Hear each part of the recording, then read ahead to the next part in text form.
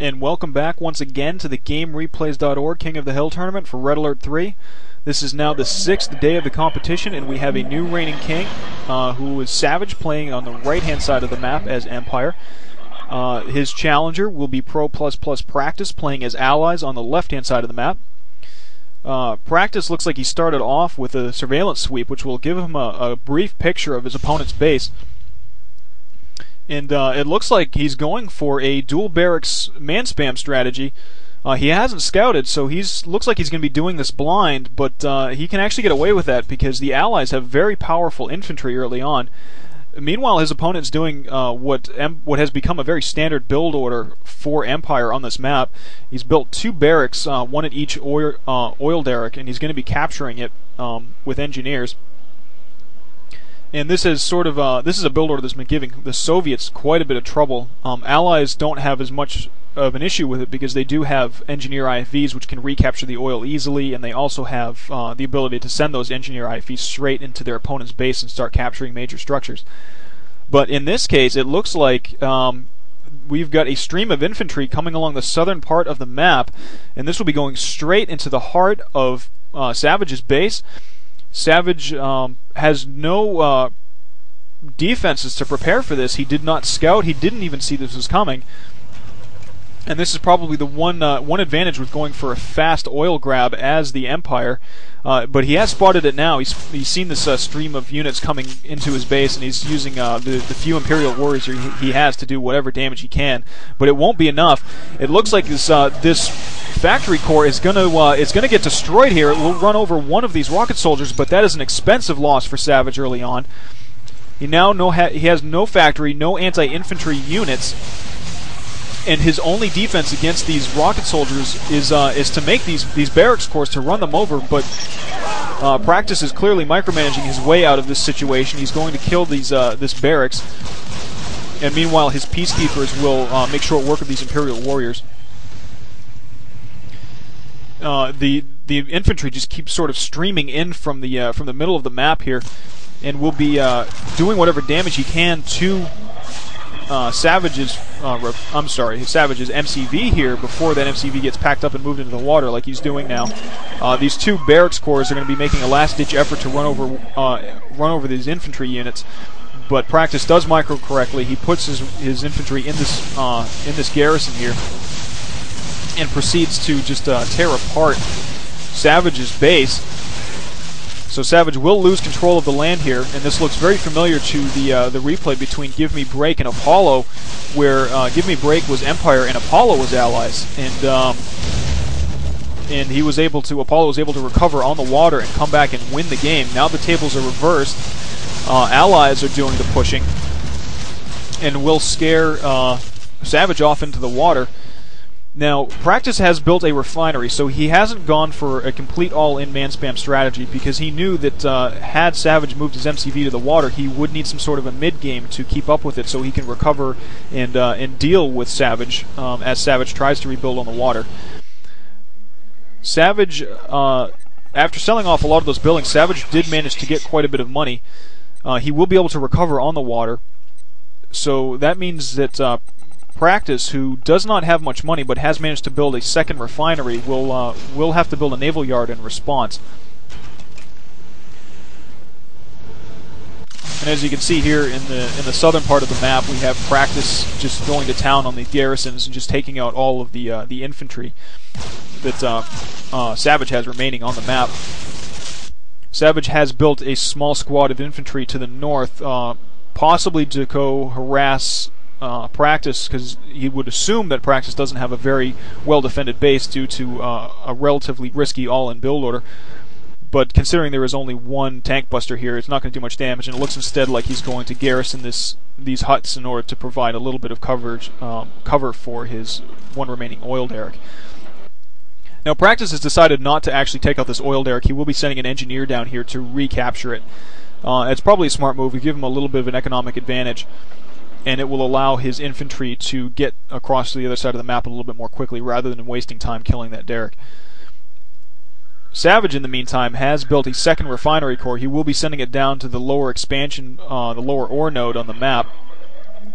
And he has also built a naval yard. So it's pretty clear that now he's going to be building, either teching up or building some mini subs to give him to basically stop Practice from gaining control of the sea. But it's a little late. Practice has already gotten his naval yard up, and right now he's building what seems like an unusual unit to build. Savage doesn't actually have any very effective air units from a Tier 1, any air units from a Tier 1 naval yard. But these hydrofoils, which are primarily anti-air, have a secondary ability which allows them to disable the weapon of any unit that they target. The unit is free to move about and doesn't take any damage, but the secondary weapon completely prevents it from firing. And in conjunction with Dolphins, this is actually an extremely powerful combination. A lot of people say that allies have a weak naval force, but they actually don't when they're used correctly. The only problem they have is dealing with Akulas. But as you can see here, these hydrofoils pretty much made that mini sub useless, and it forced Savage to sacrifice his mini sub to deal with that Dolphin.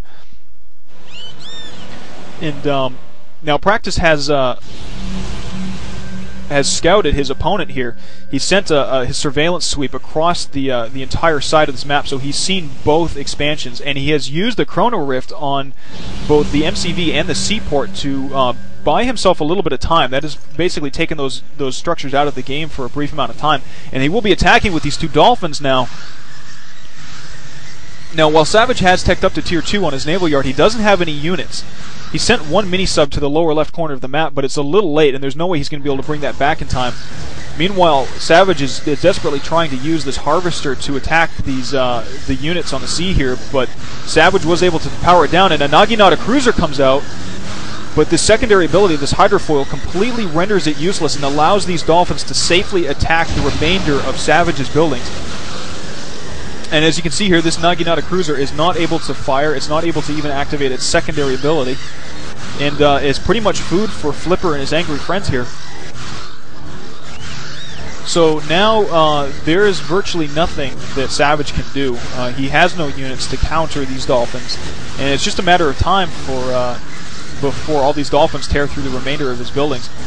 This mini sub is just sort of hanging out by this seaport here, and it's meanwhile a stream of Dolphins are just coming out of that seaport and going over here to reinforce the already massive number of Dolphins that Practice has.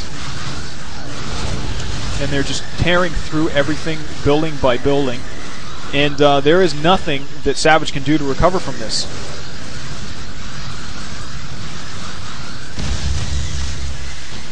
So as you can see, Practice has pretty much well secured himself. He's rebuilt his economy. He has both oil derricks, and he wins. He has knocked Savage off of his one-day perch as the king, and will now assume the same position that both Apollo and Savage had shared before him. This was a relatively average-length game, 7 minutes and 40 seconds. Practice went for a very risky build order. And it worked simply because his opponent didn't scout him. He had no idea it was coming, but at the same time, Practice did not scout his opponent outside of that first surveillance sweep at the beginning of the game. But he really didn't need to. The infantry that he had are a very powerful counter, and it paid off. It forced his opponent to go to the water, and Practice quite recovered from his economic situation very well. He did whatever he could to buy himself some time, which was a smart move. It allowed his Dolphins to get there and delayed that Naginata cruiser, which probably wouldn't have mattered since he had the hydrofoils. But very well played by Practice. Savage played well, but there's not a whole lot you can do when you have a massive infantry just radar locking all of your buildings. So it was just a matter of scouting and not being prepared in advance. Tactically, there was nothing Savage really could have done to stop what had happened. So tomorrow we've got another game. Pro++ Practice will be against Marco 21. It will be it should be another interesting battle. Practice is a very strong player, but it will be a matter of whether or not Marco 21 decides to watch this replay to see what Practice does, and if he prepares ahead of time, and whether or not Practice decides to do something different. So stop by tomorrow, check it out. There will be a replay of this match available as well as the one for tomorrow. So just visit GameReplays.org and Red3.org and navigate your way to the replay section to check them out.